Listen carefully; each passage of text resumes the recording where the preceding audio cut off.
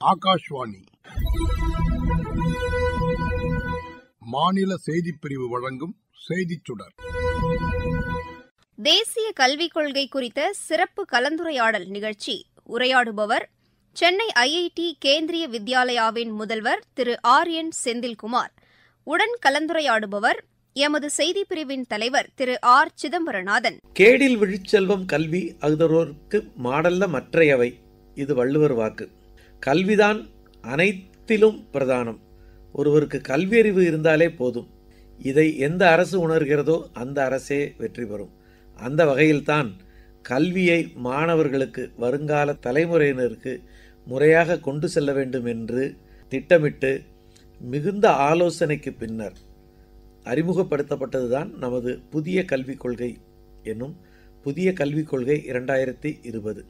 இந்த 2020ஆம் ஆண்டு அறிமுகப்படுத்தப்பட்ட இந்த கல்விக் கொள்கை இன்றைக்கு 5 ஆண்டுகளை நிறைவு செய்துள்ளது. 5 ஆண்டுகள் என்பது சத்தமில்லாமல், பரபரப்பில்லாமல் நிறைவு பெற்றிருக்கிறது. இந்த திட்டம் அறிமுகப்படுத்தப்பட்ட போதே 5 ஆண்டுகள் கழித்து இந்த திட்டம் குறித்து அது விரும்பப்பட்ட இலக்கை எட்டியதா என்று பார்ப்போம் என்று சொன்னார்கள். அது எட்டப்பட்டிருக்கிறதா என்பதை அறிந்து கொள்ள இன்றைக்கு நம்மிடையே நமது அரங்கிற்கு வந்திருக்கிறார் சென்னை ஐஐடி வளாகத்தில் உள்ள கேந்திரிய வித்யாலயாவின் பள்ளி முதல்வர் திரு RN செந்தில்குமார் அவர்கள். வணக்கம் சார். வணக்கம் சார். ஆசிரியர்களின் தரத்தையும் மேம்படுத்துவதற்கு புதிய கல்விக் கொள்கையில் ஒரு ப்ரொவிஷன் அது வழங்கப்பட்டிருக்கிறது. ஆசிரியர்களுக்கு தரம் எந்த அளவிற்கு மேம்படுத்தப்படுகிறது? ஆசிரியருக்கான தர பயிற்சியில் குறைந்தபட்சம் ஒவ்வொரு ஆசிரியர்களும் ஒவ்வொரு வருடமும் 50 மணி நேரம் பயிற்சி பட்டறைகளில் அவர்கள் பங்கேற்க வேண்டும். ஒர்க் ஷாப்ஸ், அவங்களுடைய சுய வளர்ச்சிக்காக. சுய வளர்ச்சி என்பது ஆசிரியர்களுடைய வளர்ச்சி என்பது மாணவர்களுக்கு மீண்டும் கொடுக்கப்படும். அது நேரடியான ஒரு தாக்கத்தை ஏற்படுத்தப்படும். அவர்களுடைய பாடத்திட்டங்களை பயிற்றுவிக்கும் முறையானது புதிய தேசிய கல்விக் கொள்கைக்கு தகுந்தவாறு மாற்றி அமைக்கப்பட்டுள்ளது. இதை ஆசிரியர்கள் உணர்கிறார்களா? எங்களுடைய அணுகுமுறையில் மாற்றம் இருக்கிறது, எங்களுடைய தரம் மேம்பட்டிருக்கிறது என்பதை அழகாக உணர்கிறார்கள். பழைய கல்வி திட்டத்தின் போது நம்மளுடைய டெக்னாலஜிக்கல் எய்டட் லேர்னிங் என்று சொல்லுவோம். இன்றைய நம்மளுடைய வளர்ச்சியானது மிகவும் முக்கியமான கட்டத்தை நோக்கி சென்று கொண்டிருக்கிறது. அதில் இன்டராக்டிவ் போர்ட்ஸ், அதாவது கணனியுடைய பங்களிப்பு என்றது ரொம்ப முக்கியமாக இருக்குது. அது ரொம்ப இலகுவாகவும் இருக்குது. ஆசிரியர்களுக்கு பாடம் நடத்தும் பொழுது நிறைய விதவிதமான காணொளிகளை அவர்களுக்கு காட்டி அதன் மூலம் மாணவர்கள் அழகாக பயிற்றுவிக்கப்படுகிறார்கள். இது ஆசிரியர்களுக்கு ஒரு ரொம்ப இலகுவான ஒரு முறையாக இருக்குது. பழைய காலத்தில் அவர்கள் படம் வரைந்து அதில் உள்ள பாகங்களை குறித்து அதை ஒன்றொன்றாக சொல்லி வருவார்கள். தற்போது சிறிய காணொளி எடுத்தால் அந்த காணொளியிலே அந்த படமானது, ஒரு சித்திரமானது அழகாக காண்பிக்கப்படுகிறது.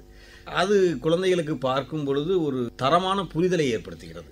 இப்போது இந்த புதிய கல்விக் கொள்கை மின்னணு யுகம், இன்னைக்கு டேப்லெட்னு சொல்கிறோம், கம்ப்யூட்டர்னு சொல்கிறோம், இதோடைய பயன்பாட்டை மாணவர்களுக்கு கட்டாயப்படுத்துகிறதா?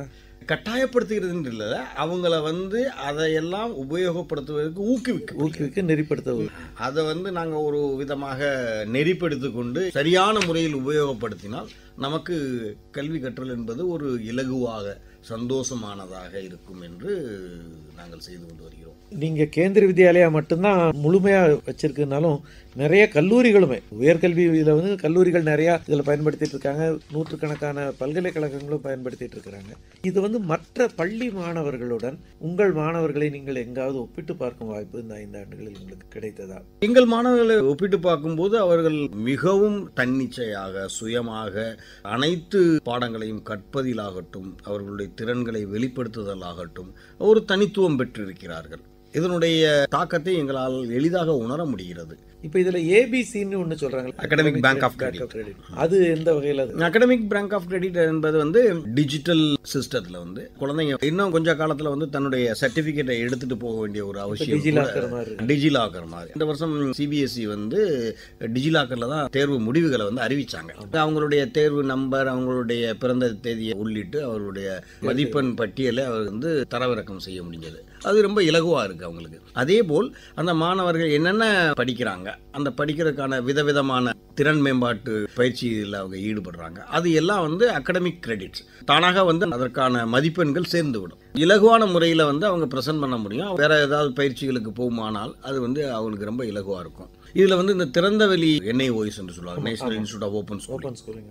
அவங்க இந்த மாதிரி உள்ள குழந்தைங்களை ஒரு சில நேரங்களில் வந்து இடைநிற்றல் வந்து அதிகமாக இருந்து இடைநிற்றல் வந்து 2 கோடி மாணவர்கள் வந்து பள்ளி படிப்பை தொடராம அப்படியே விட்டுட்டு போறாங்கன்னு ஒரு கணிப்பு இருந்தது.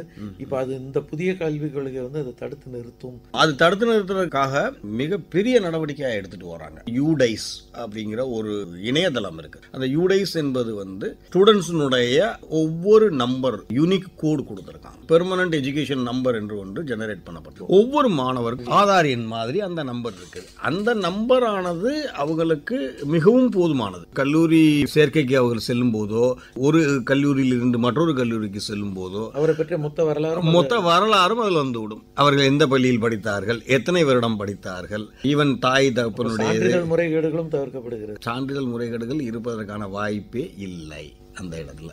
மாணவர்கள் வந்து கல்வியின் அழுத்தம் காரணமா பாதியில வந்து நிறுத்திட்டு போற சம்பவங்கள் அதிகம். குடும்ப சூழ்நிலையால் நிறுத்திட்டு போறாங்கங்கிறது ஒரு பக்கம் இருந்தாலும், இதை படிக்க முடியல, பள்ளி கொடுக்கும் அழுத்தத்தை என்னால் தாங்கிக் கொள்ள முடியவில்லை, இதற்கு மேல் நான் படிக்க மாட்டேன். இதை வந்து இந்த புதிய கல்விக் கொள்கை எந்த அளவிலே இதை தடுத்திருக்கிறது? கட்டாயம் இதில் தேர்வு செய்தான் ஆக வேண்டும். இந்த முறையில் அவங்க பள்ளியினுடைய கல்வியை தொடர முடியாத ஒரு சூழ்நிலையில் இருந்த இதை மாற்றி அமைச்சு தற்போது ஈவன் இடைநிற்றல் மாணவர்களும் ஏதோ ஒரு சூழ்நிலையில அவங்க தொடர முடியவில்லை கல்வி, அவங்க மீண்டும் வந்து சேர்ந்து கொள்ளலாம். அதுக்கு இது வழிவகுக்கிறதா? அது வழிவகுக்கிறது. 5+3+3+4 அதுல வந்து எப்போ அவங்க திரும்பி வர முடியும்? அவங்களுடைய வயதுக்கு தகுந்த திருப்பி மீண்டும் நுழைய முடியும். அந்த சூழ்நிலை இல்லாதவர்கள் திறந்தவெளி NIOS மூலமாக இலகுவாக 10வது படிக்க முடியும். NIOSக்கான தேர்வு மையம் வந்து எங்க பள்ளியில் இருக்கு. NIOS உங்க புதிய கல்வி கொள்கை வந்து ஏற்றுக்கொள்கிறதா? NIOS அது ஏற்றுக்கொண்டு இதே பாடத்திட்டங்களை அவர்கள் நடைமுறைப்படுத்துகிறார்கள். திறந்தவெளி இதுலையும் 8ஆம் வகுப்பு இருக்குது, 10ஆம் வகுப்பு இருக்கு, 12ஆம் வகுப்பு இருக்கு. திறந்தவெளி கல்வி திட்டத்தில் நீங்க போகும் பொழுது கட்டாயம் 5 பாடங்களையும் ஒரே நேரத்தில் தேர்ச்சி பெற்றாதான் நீங்க அடுத்த வகுப்புக்கு செல்ல முடியும்ன்ற ஒரு கட்டாயம் கிடையாது. அதுல வந்து ஒரு நெகிழ்ச்சி கொடுத்துருக்காங்க. நெகிழ்ச்சி என்ற முறையில் முதல்ல ஒரு 3 பாடங்கள்ல குழந்தை தேர்ச்சி ஆகுது, அதுக்கப்புறம் ஒரு 2 பாடத்தை எழுதி தேர்ச்சி ஆகுது, ஏதோ ஒரு சூழ்நிலையில ஒரு பாடத்துல ஃபெயில் ஆயிருது. NIOS நிச்சயமாக உதவுகிறது, அது அழகாக உதவுகிறது. இப்போ இந்த 5+3+3+4 என்று வரும்பொழுது சராசரியாக இன்றைக்கு 12ஆம் வகுப்பு படிக்கும் மாணவனுக்கான அதே காலகட்டத்தை தான் நீங்களும் எட்டுகிறீர்கள். HSC என்று சொல்வது போல், SSLC என்று சொல்வது போல், இதற்கு என்ன பெயர் சொல்கிறீர்கள்? ஃபவுண்டேஷனல் ஸ்டேஜ் 5 வருடங்கள், அதுக்கடுத்து ஆயத்த நிலை ப்ரிப்பரேட்டரி ஸ்டேஜ் 3 வருடங்கள், மிடில் ஸ்டேஜ் மீண்டும் 3 வருடங்கள், அதன் பிறகு செகண்டரி ஸ்டேஜ். +2 சர்டிஃபிகேட்னு சொல்றது போல செகண்டரி ஸ்டேஜ் சர்டிஃபிகேட். கல்லூரிக்கு அவர் செல்ல வேண்டும் என்றால் அந்த செகண்டரி ஸ்டேஜை முடித்திருந்தால் தான் அவர் கல்லூரிக்கு செல்ல முடியும். நமது அரசு உத்தியோகத்தில் பார்த்தீங்கன்னா கடைநிலை ஊழியர்களுக்கு 8ஆம் வகுப்பு தேர்வு இருந்தாலே போதும் என்று இருக்கிறது. ஒரு வாகனம் ஓட்டுவதற்கும் கூட 8ஆம் வகுப்பு தேர்வு இருந்தால் போதும். அது போன்ற நிலைக்கு உங்களுடைய எந்த நிலை தகுதியான நிலையாக? நடுநிலை. முதல்ல 5+3+3. இந்த கல்வி பயின்ற மாணவர்களுக்கு வெளிநாட்டிலே எந்த அளவிற்கு அங்கீகாரம் கிடைக்கும் என்று நீங்கள் நினைக்கிறீர்கள்? நமது கல்வி திட்டமானது வெளிநாட்டு கல்வி திட்டங்கள் அளவிற்கு மேம்படுத்தப்பட்டுள்ளது. நம்மளுடைய மாணவர்கள் வெளிநாட்டில் இருக்கக்கூடிய பல்கலைக்கழகங்களில் இலகுவாக சீட்டை பெற முடிகிறது.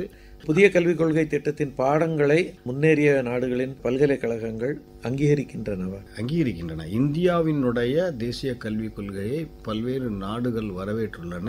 நாமும் பல பல்கலைக்கழகங்களில் உள்ள பல முன்னேறிய நாடுகளில் உள்ள அருமையான முறைகளை நாமும் பின்பற்றி இதை வடிவமைத்திருக்கிறோம். கட்டாயம் இது நமது மாணவர்களுக்கு மிகவும் உதவியாக இருக்கும். வெளிநாடு செல்லக்கூடிய மாணவர்கள், வெளிநாட்டில் படிப்பை தொடர வேண்டும் என்று எண்ணக்கூடிய மாணவர்கள், வெளிநாடுகளில் வேலை செய்யும் மாணவர்கள் அனைவருக்கும் இது ஒரு நல்ல மாற்றமாக அமையும். இந்த புதிய கல்விக் கொள்கை திட்டத்தை 2020ஆம் ஆண்டு அறிமுகப்படுத்தி சத்தமில்லாமல் நாம் 5 வருடங்களை கடந்திருக்கிறோம், ஆரவாரம் இல்லாமல் கடந்திருக்கிறோம். இது மிகவும் ஒரு வெற்றி என்றுதான் நாம் சொல்ல வேண்டும். இது மேலும் தொடரும் என்று நீங்கள் நினைக்கிறீர்களா? கட்டாயம் தொடரும். 2040ஆம் ஆண்டு நாம் உலகத்திலேயே ஒரு அறிவாற்றல் நிறைந்த ஒரு இளம் தலைமுறையை கொண்ட ஒரு நாடாக மாற்றி காமிக்கும் என்பதில் எந்த விதமான சந்தேகமும் இல்லை. இன்றைக்கும் இந்தியாவில் இளம் வயதினர் அதிகமாக உள்ளனர். இந்த இளம் வயதினரை பண்படுத்தி அறிவாற்றல் பெற்ற திறன் கொண்ட ஒரு சமுதாயத்தை உருவாக்குவதில் தேசிய கல்விக் கொள்கையானது மிக பெரும் பங்கு வகிக்கும் என்பதில் எங்களுக்கு எல்லளவும் சந்தேகமில்லை. நாங்கள் மிகவும் சந்தோஷத்துடன் கூறிக்கொள்வோம். தேசிய கல்விக் கொள்கையில 5 தூண்கள் அப்படின்னு ஒரு விஷயத்த சொல்றாங்க. அந்த 5 தூண்கள் என்ன, அதை கொஞ்சம் விளக்கு. இது ரொம்ப ஒரு அழகான ஒரு கேள்வி. இது 5 தூண்கள்ன்றது ரொம்ப முக்கியமான இது. அதாவது அணுகல் ஒன்று, அப்ரோச்சபிலிட்டி. ரெண்டாவது சமத்துவம், சமபங்கு. மூணாவது குவாலிட்டி, அருமையான ஒரு தரத்தை கொடுத்துருக்காங்க. நான்காவது கல்வி கட்டணம்ன்றது ரொம்ப அதிகமாக இருக்கு. அதனால அரசாங்க பள்ளிகளில் குறைந்த கட்டணத்தில் அனைவருக்கும் பொதுவான தரமான கல்வி கொடுக்கணும் முறையில் உருவாக்கியிருக்காங்க. இப்போ கட்டணம்னா மாத கட்டணம் கேந்திரிய வித்யாலயால இது நாள் வரைக்கும் ஒரு மாணவனுடைய மாத கல்வி கட்டணத்தை விட அதிகமாக இருக்க, குறைஞ்சிருக்கா? கிட்டத்தட்ட ஒரு 13 ஆண்டுகளாக எந்த விதமான மாற்றமும் செய்ய. தனியார் பள்ளிகளில் லட்சக்கணக்கில் கல்வி கட்டணம் வருது. அதை ஒப்பிடும்போது கேந்திரிய வித்யாலயா நிச்சயமாக ஒரு குறைந்த கட்டணத்தில் தரமான கல்வி வழங்குற மாற்று கருத்து இல்லை. இந்த புதிய கல்விக் கொள்கை வந்தபோது இந்த கல்வி கட்டணத்தில் மாற்றம் செய்யப்படவே இல்லை. அதே கல்வி கட்டணத்தில் தான் நாங்கள் பள்ளிக்கூடங்கள் நடத்திட்டு வரோம். அதே போல 5 தூண்கள் ரொம்ப ரொம்ப முக்கியம் கல்விக் கொள்கையை மேலெடுத்து செல்வதில். இது ரொம்ப அழகா தேசிய கல்விக் கொள்கையில் அதை கொண்டு வந்திருக்காங்க. இதில் நாங்கள் ரொம்ப சந்தோஷப்படுறோம் நடைமுறைப்படுத்துவதில். கல்விக் கொள்கையில் 4C, அது என்னது? இந்த 4C ரொம்ப ரொம்ப முக்கியமானது. ஒன்று விமர்சன சிந்தனை, கிரிட்டிக்கல் திங்கிங். எந்த ஒரு கருத்துக்களை எடுத்தாலும் சரியான முறையில் விமர்சனம் செய்து அதை ஏற்றுக்கொள்வது. இங்கே ரெண்டாவது படைப்பாற்றல். படைப்பாற்றல்ன்றது ரொம்ப முக்கியம். கிரியேட்டிவிட்டி. ஒரு குழந்தைக்கு எந்த மாதிரி படைப்பாற்றல் இருக்கு, அது ஒரு முக்கியமானது. அதுக்கடுத்து ஒத்துழைப்பு, கோஆப்ரேஷன். ஒரு ஒத்துழைப்பு இருந்தால் தான் ஆசிரியர்களுக்கும் மாணவர்களுக்கும் இடையில நல்ல ஒரு கருத்து பரிமாற்றம் ஏற்படும். அது அவர்களுடைய கற்றல் திறன் மிகவும் அதிகமாக மேம்படுத்தும். அதற்கப்புறம் தொடர்பு, கம்யூனிகேஷன் சேனல்ஸ். தாய்மொழி வழி கல்வியை இந்த தேசிய கல்விக் கொள்கையானது அதாவது அடித்தள நிலையிலையும் ஆயத்த நிலையிலையும் கட்டாயப்படுத்துறாங்க. தாய்மொழி மூலியமா அவங்க கற்றுக்கிட்டாங்கன்னா ரொம்ப நல்லா இருக்கும். அதற்கான ஒரு வழிமுறைகளை கேந்திரிய வித்யாலயா சங்கத்தின் ஏற்படுத்தி கொடுத்துருக்கு. தாய்மொழி வழி சொல்லிக் கொடுக்கக்கூடிய ஆசிரியர்களை நாங்கள் பணியமைத்திருக்கோம். இப்போ தமிழ்நாட்டில் அப்போ நீங்கள் தமிழ் ஆசிரியர்கள் இருக்காங்க. என்னுடைய பள்ளிக்கூடத்தில் 2 தமிழ் ஆசிரியர்கள் இருக்கிறாங்க. அழகாக தமிழ் வழி மூலியமாக அவர்கள் சொல்லிக் கொடுத்து கொண்டு வருகிறார்கள். நடுநிலை செல்லும் போது ஒரு விருப்ப பாடமாக தமிழை கற்றுக்கொண்டு வருகிறார்கள். தமிழில் இணையவள கல்வி தமிழ்நாடு அரசாங்கத்தில் இருக்கு. அந்த விர்ச்சுவல் தமிழ் அகாடமியின் மூலமாக தேர்வுகள் நடத்தப்படுகின்றன. அதில் எங்கள் மாணவர்கள் அதிக எண்ணிக்கையில் பங்கேற்று கொண்டு தமிழில் தேர்ச்சி பெற்று வருகிறார்கள். நம்மளுடைய தமிழ் மாணவர்களுக்கு ஒரு நல்ல செய்தியும் கூட. மத்திய அரசு இந்த திட்டத்தை தமிழகத்திலே கேந்திரிய வித்யாலயா சங்கத்தின் மூலமாகத்தான் அமல்படுத்துகிறது. கேந்திரிய வித்யாலயா சங்கத்தன் இந்த புதிய கல்விக் கொள்கை திட்டத்தை எந்த வகையில் அணுகி அமல்படுத்துகிறது என்பதை எங்களுக்கு நீங்கள் சொல்லுங்கள். கேந்திரிய வித்யாலயா சங்கத்தினுடைய போர்ட் ஆஃப் கவர்னர்ஸ், அதனுடைய தலைமை அதிகாரி என்று சொல்ல கல்வி அமைத்த தர்மேந்திர பிரதான் அவர்கள் பாரத பிரதமருடைய வழிகாட்டியின்படி அறிமுகப்படுத்தியுள்ளார்கள். எங்களுடைய ஆணையாளர் மூலமாக கல்விக் கொள்கையினுடைய சாரங்களை டெல்லியினுடைய தலைமையகமானது ஒவ்வொரு மண்டலத்துக்கும் அவர்கள் தங்களுடைய செய்திகள் மூலமாக, கடிதங்கள் மூலமாக அவர்கள் எவ்வாறு நடைமுறைப்படுத்த வேண்டும் என்பதை அறிவுறுத்தல்களாக அனுப்பி வைப்பார்கள். சென்னை மண்டலத்தினுடைய தலைவராக டாக்டர் ஆர் செந்தில்குமார் அவர்கள் இருக்கிறார்கள். இவர்கள் மேற்பார்வையின் கீழ் 52 பள்ளிக்கூடங்களிலும் ஒரே மாதிரியான கல்வி கற்றல் முறை நடைமுறைப்படுத்திக் கொண்டு வரப்படுகிறது. 52 பள்ளிக்கூடத்திலையும் ஒவ்வொரு மாதத்திற்கான பாடத்திட்டங்கள், ஏப்ரல் மாதம் இந்த பாடத்திட்டத்தை நாம் முடிவு செய்ய வேண்டும். இது அனைத்து பள்ளிக்கூடங்களிலும் ஒரே மாதிரி இருக்கு. நம்மளுடைய மத்திய அரசு ஊழியர்கள் ஒவ்வொரு 3 ஆண்டுக்கு ஒரு முறை அவர்களுக்கு மாற்றுதல் ஏற்படும், 5 ஆண்டுக்கு ஒரு முறை மாறுதல் ஏற்படும். அப்பொழுது ஒரு பள்ளியிலிருந்து இன்னொரு பள்ளிக்கு அவர்கள் மாறுதல் பெற்று போகும் பொழுது எந்த விதமான அவர்களுக்கு இடையூறு இல்லாமல் குழந்தைகள் தங்களுடைய கல்வியை தொடர முடிகிறது. இது கேந்திரிய வித்யாலயா சங்கத்தினுடைய ஒரு சிறப்பு அம்சமாகும். நிச்சயமா. இது ஒரு செம்மையாக நடைமுறைப்படுத்துவதற்கு உங்களுடைய கட்டமைப்பு அருமையான முறையில் கட்டமைப்பு இருக்கிறது. இதனுடைய அதனுடைய மேற்பார்வையாளர்களாக இருக்கட்டும், அதை நடைமுறைப்படுத்தக்கூடிய சென்னை மண்டலத்தினுடைய தலைமை அதிகாரியாக இருக்கட்டும், அவர்கள் ஒவ்வொரு பள்ளிக்கும் வருடத்துக்கு குறைந்தபட்சம் 2 முறை அவர்கள் பள்ளிகளுக்கு சென்று ஆய்வு செய்து ஆசிரியர்களுடன் கலந்துரையாடி பள்ளி முதல்வருக்கு தனியாக சம்மேளனம் நடத்தி இதன் மூலம் இந்த கல்விக் கொள்கையானது எப்படி நாம் நடைமுறைப்படுத்த வேண்டும், எந்தெந்த முறையான பயிற்சிகள் ஆசிரியர்களுக்கு நாம் வழங்க வேண்டும், சென்னை மண்டல அளவிலே பயிற்சி பட்டறைகள் நடத்துகிறார்கள். நன்றி.